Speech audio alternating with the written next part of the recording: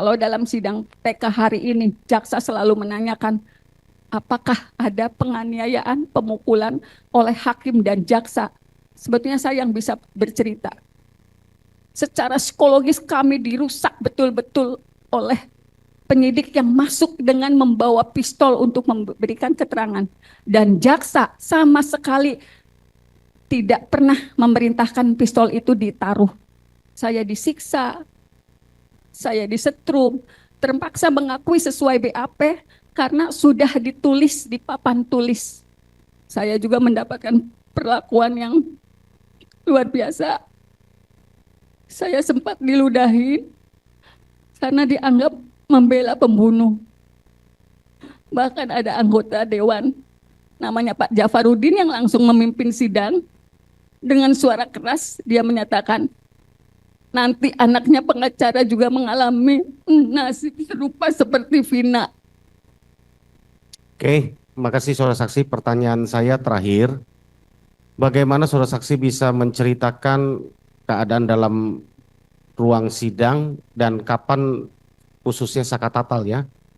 Nah, itu tanggal berapa dimulai sidangnya, lalu diputusnya kapan, saksi apa saja yang dihadirkan, dan bagaimana situasi sidangnya. Itu yang dari saya, mungkin bisa diceritakan.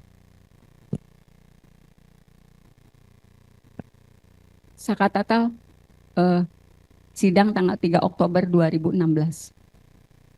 Putusannya tanggal 10 Oktober 2016. Hanya 7 hari sidangnya? Ya, setiap hari. Untuk kasus 340, itu yang pertama disidangkan ya, 1 bulan setelah dia dilakukan penangkapan. Tanggal 31 Agustus ditangkap, 3 Oktober Sidang. sudah disidang. Ya, tanggal 10 sudah putusan. Tanggal 10 Oktober sudah putusan. Ya. Ya, lanjut cerita.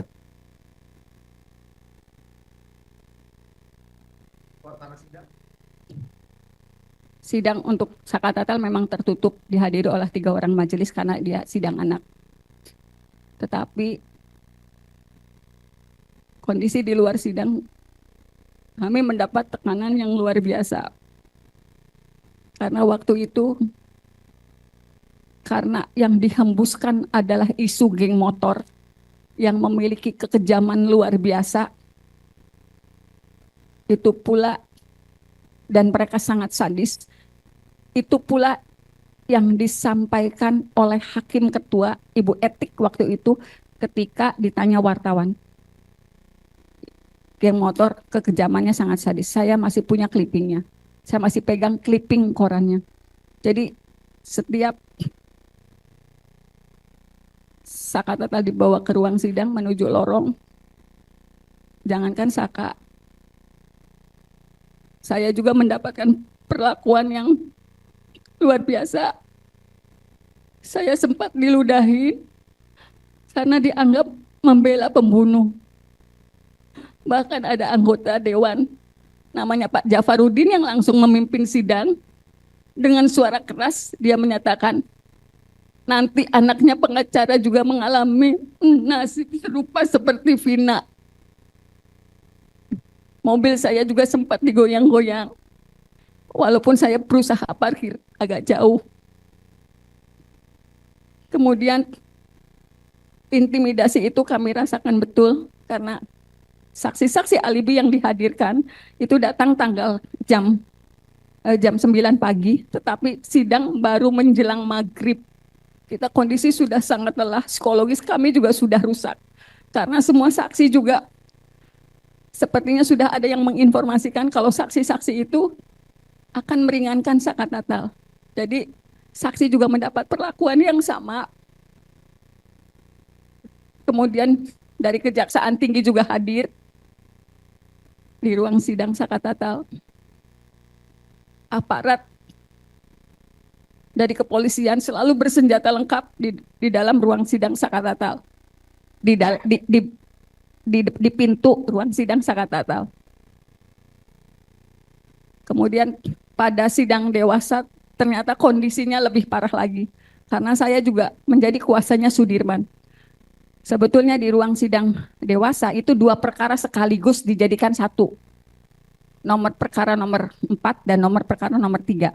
Jadi walaupun saya pegang perkara nomor 4 atas nama Sudirman yang bergabung dengan berkas perkaranya Hadi dan kawan-kawan, tetapi saya juga bisa menyaksikan digelarnya sidang Eko dan Rivaldi yang di berkas terpisah, karena waktu itu majelis mengizinkan, udah daripada mondar-mandir ibu diam aja di dalam tapi tidak bertanya karena bukan perkara yang dipegang.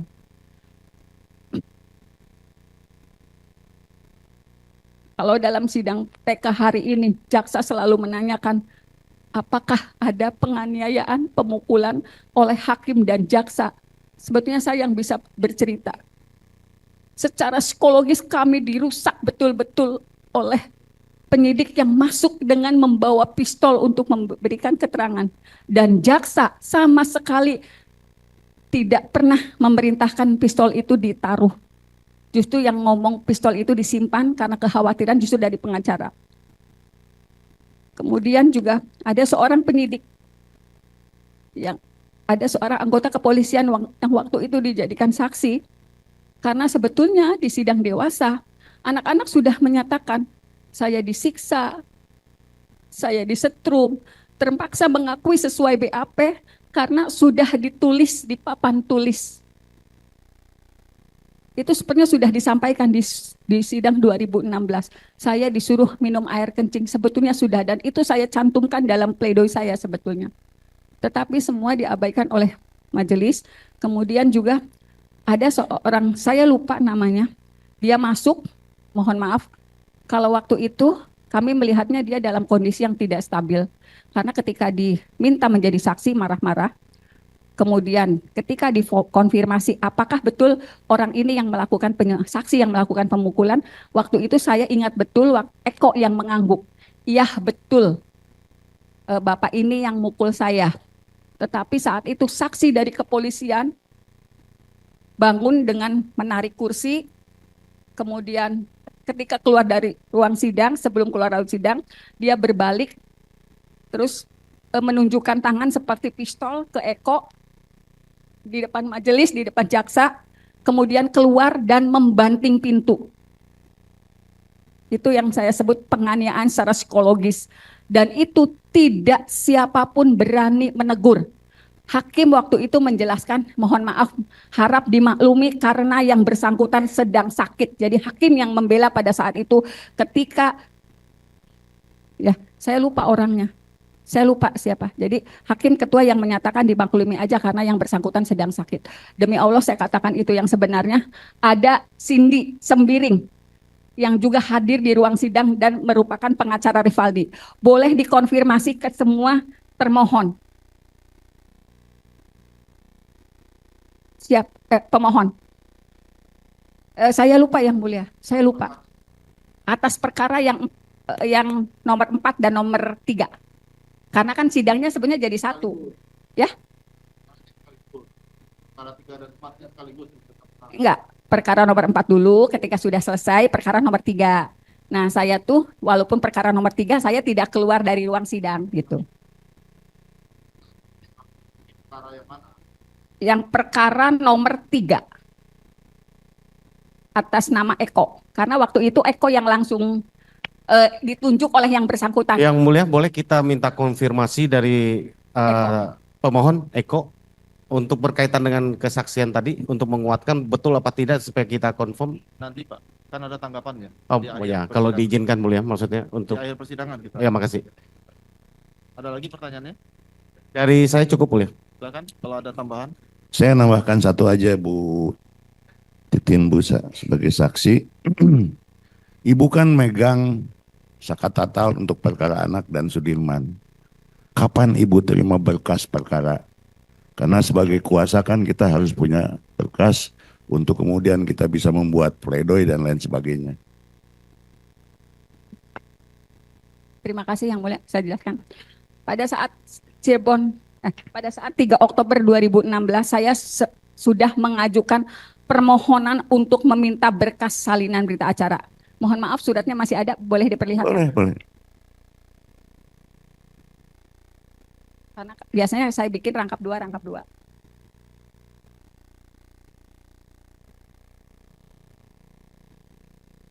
3 Oktober pada sidang.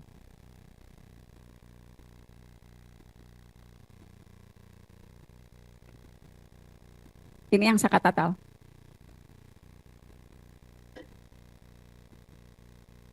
Ini permohonan untuk berkas perkara Sakatatal. Ya, di pengadilan. Saya ajukan ke majelis ya di ruang sidang.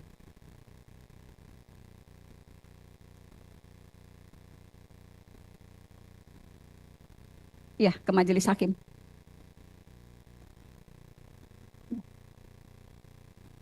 Ya, sidang pertama.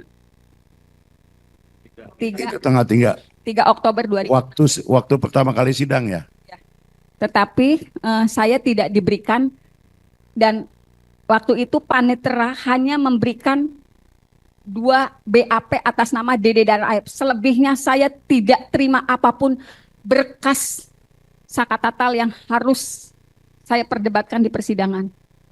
Mohon maaf, ini berkas yang diberikan panitera.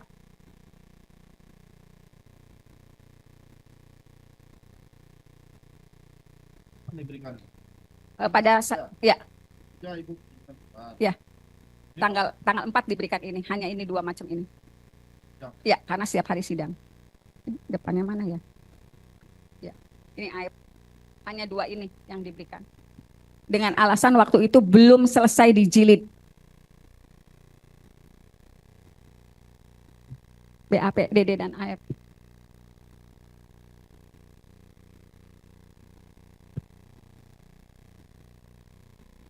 Ada.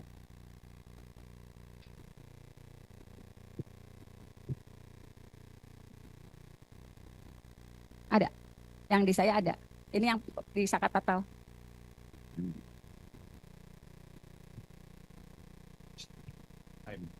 Ya.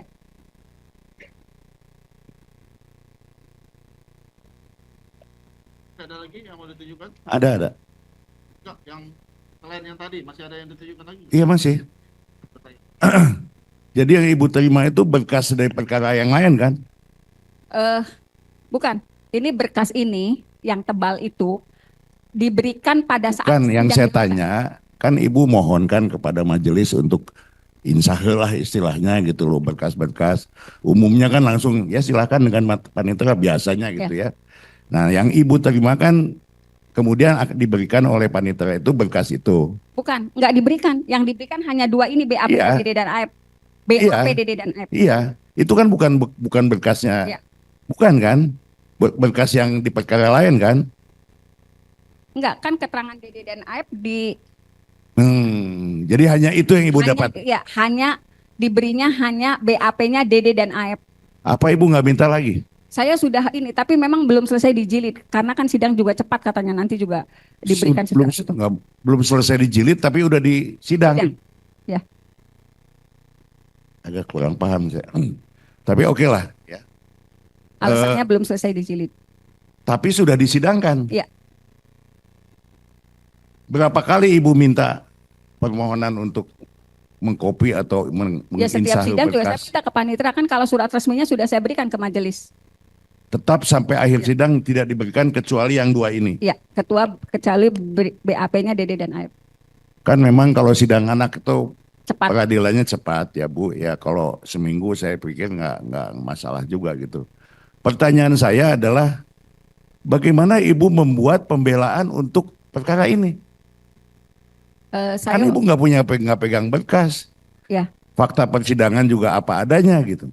Bagaimana Ibu bisa merunut dari awal kejadian sampai adanya pembunuhan? Saya membuat pledoi itu berdasarkan keterangan saksi yang sebetulnya terus diarahkan. Jadi gini, pada sidang Sakatatal yang dimintai keterangannya itu Sakatatal terlebih dahulu.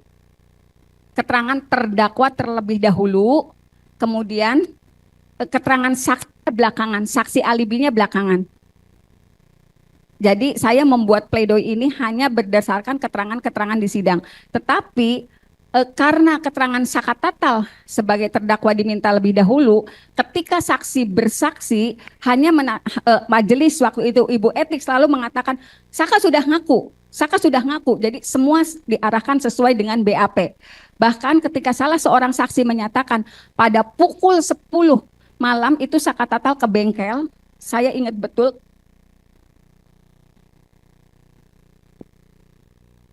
Karena itu juga termemori dengan termemori sampai hari ini dengan kerasnya ketika saksi menyatakan pada jam 10 tanggal 2 kami tuh lewat ke flyover Talun mau ke bengkel.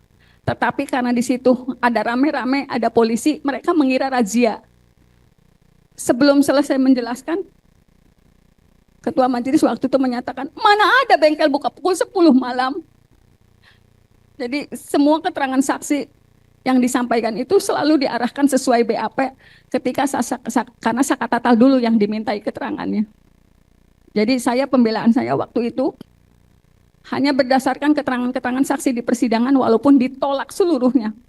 Kemudian seperti yang saya sampaikan tadi pada tanggal 15 September 2016 saya sudah harus menghadapi sendiri ketika saya menyusun pledoi. Itu kan nomor perkara yang dicantum. Saya ngetik pledoi itu, tetapi nomor perkara yang dicantumkan waktu itu nomor perkara 16. Karena ngetiknya di kantor, mungkin waktu itu karyawan tuh masukinnya nomor pendaftaran surat kuasa. Saat saya menjadi kuasanya Sakatatal, 195 itu nomor surat kuasa. Ketika saya membacakan pledoi, setelah itu hakim menolak dengan alasan tidak pernah memeriksa perkara nomor 195, padahal itu nomor surat kuasa. Jadi saya pada saat pembelaan dianggap tidak melakukan pembelaan. Karena kita menyatakan banding, saya terima berkas banding jaksa tanggal 26 Oktober 2016, karena kan banding. Saya nerima berkas banding jaksa tanggal 26 Oktober 2016. Karena tetapi jaksa menyerahkan memori banding itu tanggal 24 Oktober 2016. Saya baru terima berkas memorinya tanggal 26. Saya menjawab memori banding, kontrak memori banding jaksa sekaligus menyerahkan memori di tanggal 31 Oktober 2016. Tetapi dalam putusan di tingkat banding, ternyata memori banding dan kontrak memori banding saya oleh pengadilan negeri tidak pernah diserahkan ke pengadilan tinggi. Saya punya dokumennya kalau saya pernah menyerahkan memori banding dan kontra memori banding, tapi oleh pengadilan negeri. Punya dokumennya mana coba?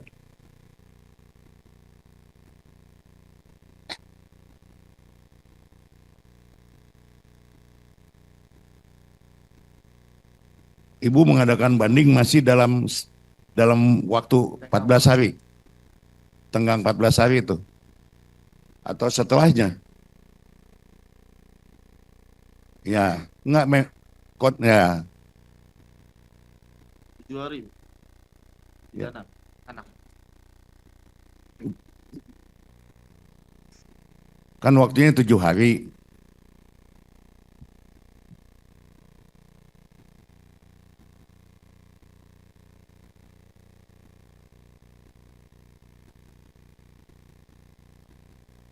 Pertanyaan saya masih dalam waktu tenggang 7 hari enggak? Bu.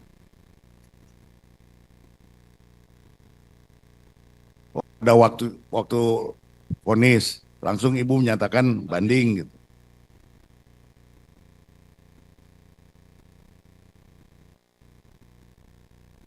Ya nggak apa-apa itu mah. Ya coba lihat.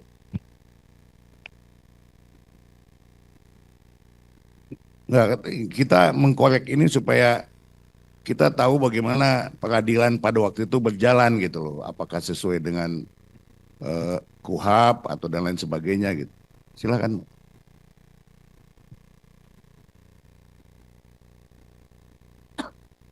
Ada enggak? Kalau nggak ada, dilanjutkan dengan pertanyaan berikutnya. Nah, Bu. Ada yang bisa membantu untuk mencarinya? Sementara Ibu Titin ini lanjut untuk memberikan keterangan.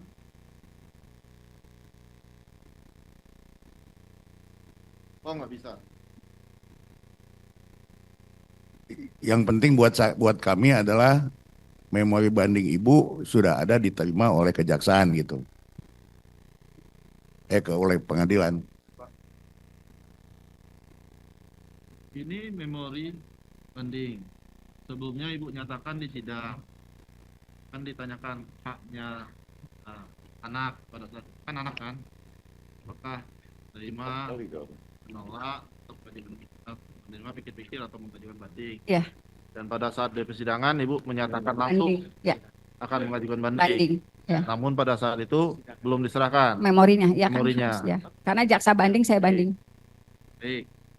Jaksanya banding juga pada Banding, saat ya. penuntut Jaksa banding, ya. penuntut jaksa- umum pada saat itu banding. Banding juga. Baik. Jadi kita sama-sama banding. Ini memorinya. Ya. Sidangnya diputus tanggal 10. Tanggal 10. Ya, menurut Ya. keterangan Ibu tanggal 10 tadi kan. Ya. Ini kapan dikirimnya? Ibu serahkannya kapan ke pengadilan? 1 November. 1 November. 1 November. Ini diterimanya 1 November. Tanggal 31 saya ininya. Saya lupa itu. Diputus tanggal 10. Ya. Ibu serahkan ke pengadilan tanggal berapa ini? Kalau ini terimanya tanggal 31 sebetulnya. Cuman saya lupa, ini saya bikinnya tanggal 31, tapi berkasnya itu kan ada. Diterima pengadilan tanggal 1. Ya. Diserahkan tanggal 1 November ya. Ya. Terima pengadilan. Oke, ada yang mau ditanyakan pada saat ini? Memorinya? Izin Bu. Apa namanya? Sutrisno Sutrisno. Bardi. Jabatannya? Panitra. Dulu sebentar. Tanggal berapa sih putusan? Ya. Ini kan banding. Iya. Ya, banding. Cukup? Pak, mau lihat silakan.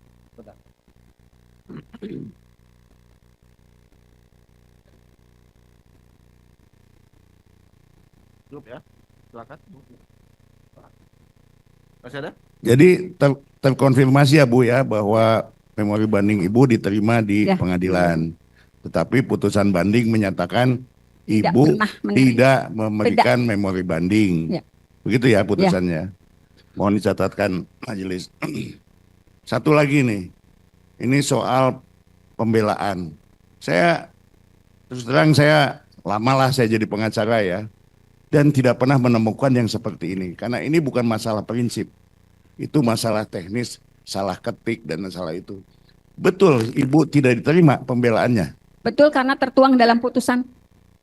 Tertuang dalam putusan, kami tidak pernah memeriksa nomor perkara sekian. Tertuang dalam putusan di pengadilan negeri.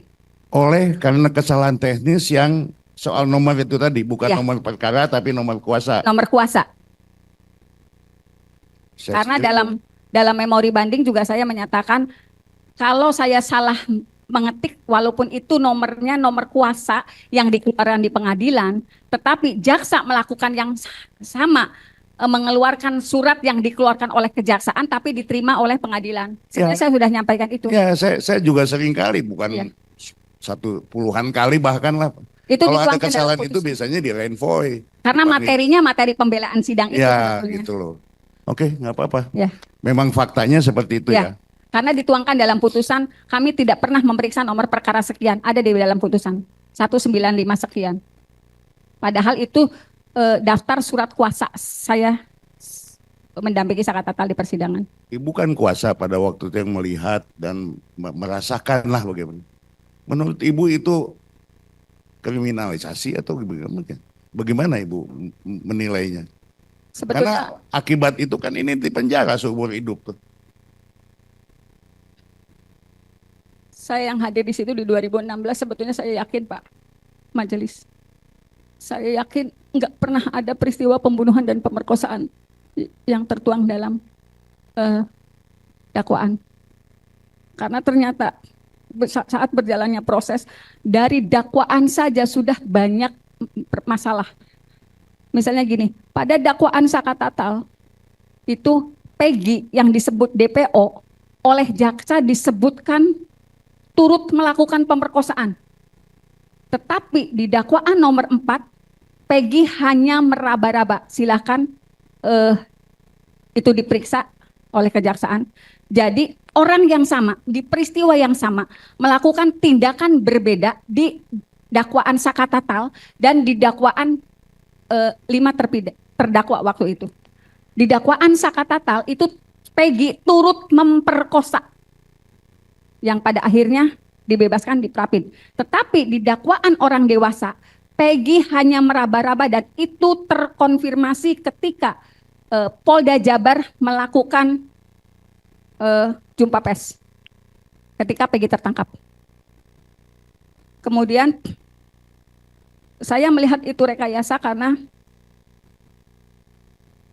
anggota kepolisian dari Polsek Talun yang melakukan olah TKP itu tidak pernah mengakui berkas yang disodorkan di pengadilan mengenai jatuhnya korban karena judulnya pembunuhan dan pemerkosaan.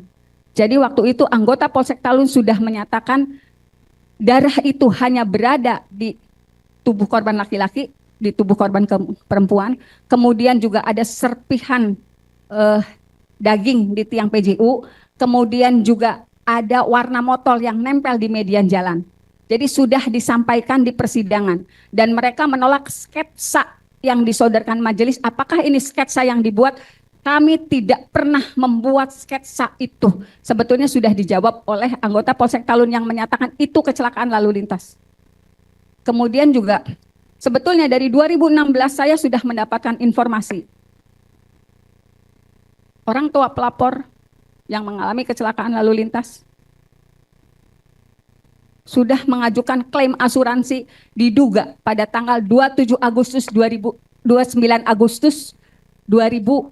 27 kejadian, 28 dimakamkan, 29 Agustus 2016 saya mendapat informasi sebetulnya klaimnya diajukan. Kalau untuk waktu itu kan kecelakaan tunggal. Kalau untuk anggota TNI dan Polri, anggota keluarganya walaupun kecelakaan tunggal mendapatkan penggantian dari jasara harja. Nilainya hanya separuh. Dan sudah di ACC informasinya, silakan ini barangkali dari Kapolri sendiri yang harus menindaklanjuti. Informasinya cair 12,5 juta. Tapi karena pada tanggal 31 dini hari ada informasi mengenai kesurupan yang menyatakan ini adalah pembunuhan dan pemerkosaan dan sebetulnya di sidang 2016 itu disampaikan oleh orang tua Vina. Sebetulnya saya nggak tahu masalahnya, saya taunya kecelakaan, tapi tiba-tiba ada yang kesurupan itu pembunuhan, pemerkosaan, terus saya dikasih tahu. Jadi gitu. Jadi berubahnya konstruksi kecelakaan itu setelah adanya rekaman kesurupannya Linda. Tapi waktu itu tidak disebutkan nama Linda. Di persidangan hanya disebutkan temannya Vina ada yang kesurupan dan menyatakan ini pembunuhan dan pemerkosaan. Itu disampaikan di persidangan oleh orang tua korban dan saat itu orang tua korban perempuan meyakini informasi dari kepolisian. Karena mereka memberikan rekaman itu kepada anggota kepolisian. Ya,